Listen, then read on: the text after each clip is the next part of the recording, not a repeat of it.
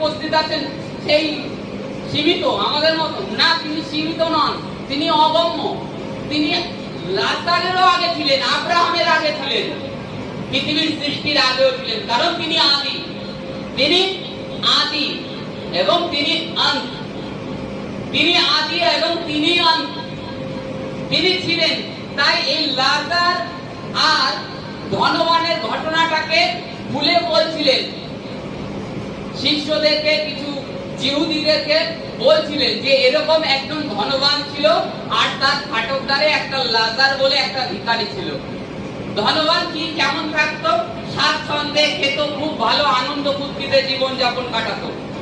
কিন্তু এই যে লাজার তার গেটের সামনে বসে থাকতো, তার বাড়ির থেকে খাবারের প্লেটে যা পড়ে থাকে তাই বাইরে কুকুরকে দেওয়া হতো, তার থেকে নিয়ে লাজারও খেত। কালক্রমে কি হলো? এই লাজার মারা গেল। লাজার মারা যাওয়ার পরে স্বর্গদূতরা আসলো, তার আত্মাটাকে নিয়ে গেল, কিন্তু তার শরীর কিন্তু নেয়নি, তার শরীর নেয়নি, তার আত্মাটাকে নিয়ে আব্রাহামের কোলে দিয়ে দিল। কিছুকাল পরে এই ধনবান মরে গেল, কবরে গেল, তার জন্য ভালো কবর তৈরি হলো। আর লাজারের জন্য কি তৈরি হয়েছিল? তার বডিটাও পড়েছিল। পরে হয়তো কেউ নিয়ে কবর দিয়েছে কিংবা কোথাও ফেলে দিয়েছে, এই তো পড়েছে, কারণ সে ভিখারি, তার কেউ নেই।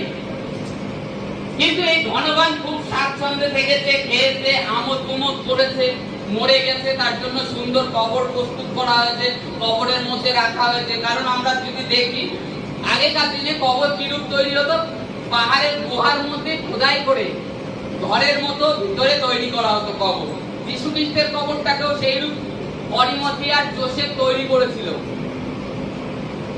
জোসেফ যে তৈরি করেছিল তার টাকা ছিল, সে নিজে মৃত্যুর পরে তার বডিটাকে ওখানে রাখা হবে, সেই হিসাবে সে তৈরি করেছিল। কিন্তু সে কবরে যেতে পারেনি, যীশু খ্রিস্ট চলে গিয়েছিল সেই কবরে। তদ্রূপ ধনবানরা ওইরূপ কবর খোদাই করে রাখে মৃত্যুর আগে, যে আমি মারা গেলে আমার বডিটাকে এই কবরের মধ্যে রেখে দেব। এই ধনবানেরও ছিল, এই ধনবানকে সেই কবরে রাখা হয়েছে। পরে দেখা যায় এই ধনবান কবর প্রাপ্ত হয়েছে, সুন্দরভাবে তাকে রাখা হয়েছে।